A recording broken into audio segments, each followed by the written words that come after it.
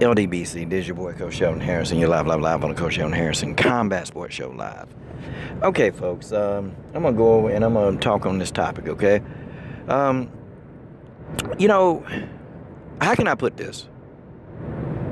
We got a lot of dumb fighters. Yeah, that's how I want to say it. We got a lot of dumb fighters, and I'm gonna tell you why that there are a lot of fighters that don't use logical reasoning skills. They just don't.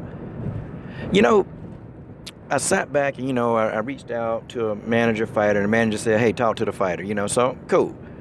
Talk to the fighter, and, well, thanks, but, I don't do podcasts anymore, and I have to talk to the UFC PR team. I said, God, dog, the UFC PR team. I said, hot diggity dog. And I said, yeah, okay, that's cool. You need to talk to the UFC PR team about an interview that they're going to tell you they don't give a crap about. This person, is on tough, and I'm like, and I'm saying to myself, after tough is over, that's it. Her publicity is gone. It's out the door. Okay? And so I said, well, the UFC PR team, I said, they doing a sucky job. I said, because I'm searching and honestly, I don't see anything on you. You had your run with Tough. That's it. That's it. It's a wrap for you. She got mad. But I'm being real. Think about it. Okay, you tell me, hey, the UFC PR team. And it's a lot of fighters. I noticed that they snub their noses. A lot of fighters, they do this at social media interviewers. They do it. And it's a lot of guys. And, I was talking to a guy. He runs a channel. And his channel is nothing but interviews. And he told me the exact same thing. And I said, I wonder, so it's not just me. These guys, they feeling it too. You have fighters that they contact that they just feel like that they are above doing interviews on social media. And these fighters, they don't think. You know why that's stupid? Because more of your fans, they're looking at social media. And the UFC, I'm like, I watch TV. I'm like, God, dog, I watch UFC events. I said, I ain't seen your face on none of those. I ain't seen them put you in no vlogs, no vlogs. I said, I ain't seen your face. I said, I ain't seen you on a billboard. I ain't seen you on the side of a bus. I said, I ain't seen your face. I said, I don't think they doing a good job because, I know who you are. But if I said the name, maybe the hardcores would know. But the casuals don't know. And I put that in there. She got mad. What am I supposed to do? Am I supposed to be sitting here, no, I'm an alpha male. I'm sorry. That's how I came. And, it is what it is. It is what it is.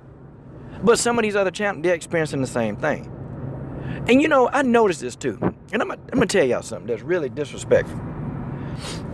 So there's a lot of these YouTubers, and you have a lot of people that's got websites that they do interviews. They're trying to interview a fighter. They're walking up to him, and the fighter just begins walking. Like, okay.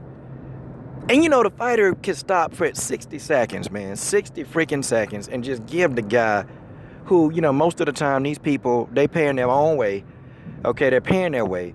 They're funding this. The only thing they get in probably is the credentials, but if they come from a while away, they got to pay their airfare. They got to pay their gas or whatever they got to pay.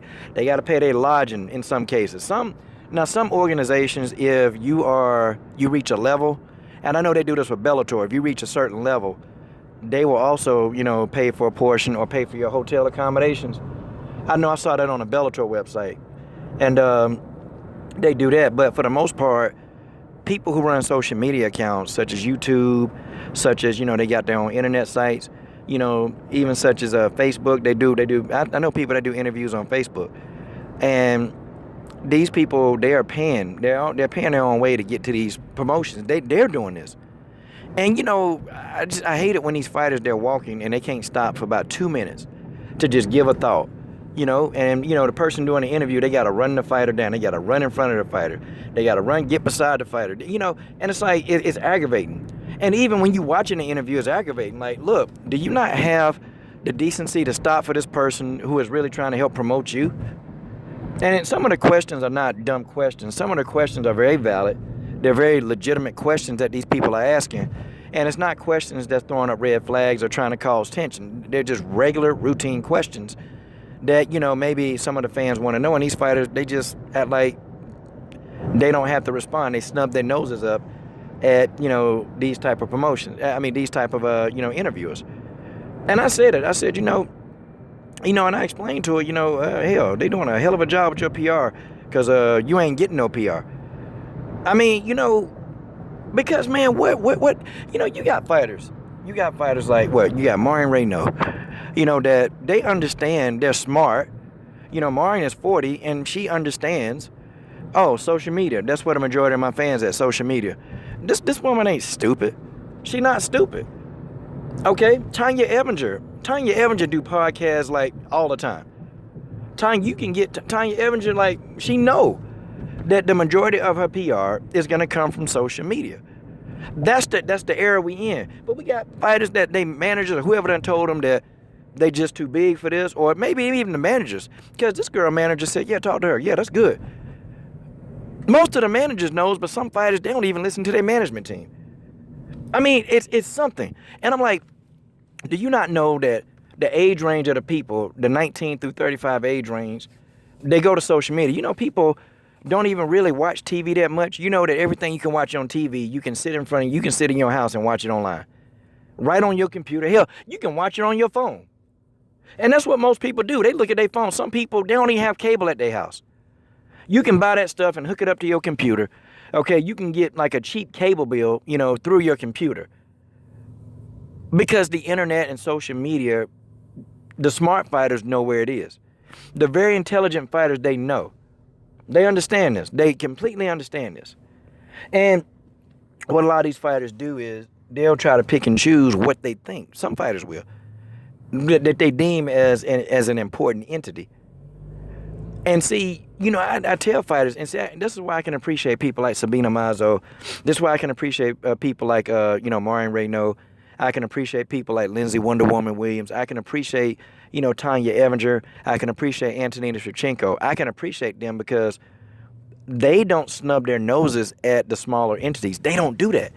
They embrace that, and they want to talk to people who are not out there because they know that these people are going to want to, they're going to give the most exciting and passionate interviews. They're going to make the biggest deal about them, their career. I mean, you got all these fighters that, man, they'll step in front of a camera in a minute. Look, let's go. You got fighters like Juliana Pena. Juliana Pena will jump on. If you can, I mean, honestly, if you can get Juliana Pena in front of a microphone, she'll do it.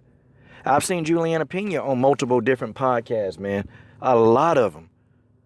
But these are the fighters that they have common sense. They know that they got to get their face out there. And they know that the UFC, they're only going to put the face of certain fighters. It's only going to be so many fighters that they can put out there. And so I laughed at that. I'm like, man, I wonder if this fighter know more than me about the inner workings of what's going on. I honestly, for the first time, I felt like I think I know a little bit more than what the fighter's trying to tell me about this situation. Yeah, I debunked a fighter. And I do know that there's only so many people. They got their stars. They're money makers, and they ain't finna push somebody on tough. They ain't finna put them on the side of a billboard. They ain't finna do all of that. No. They ain't finna do that. Your minutes of fame is over when tough is over. That's just how it is. That's just how it is. More fighters need to be using social media. They need to be using that. You need it. Look, I mean, I had a fighter at Bellator that just reached out, caught a video of mine.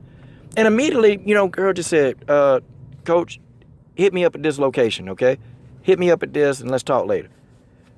That's the sound of a fighter that understands that social media, especially when you have a fan of the sport that's like excited, like me and Eric. You got another guy named Evil Eddie. You got another guy named Thompson. These guys, they're out there. They're giving these interviews. They're doing it. Sometimes at their own expenses. We're doing these interviews because we want to promote these fighters. That's what we want to do. But the fighter got to use some damn common sense. And if you're a fighter and you're watching a video, stop being so damn stupid. Do you not know that social media can actually take you to a whole nother level popularity-wise?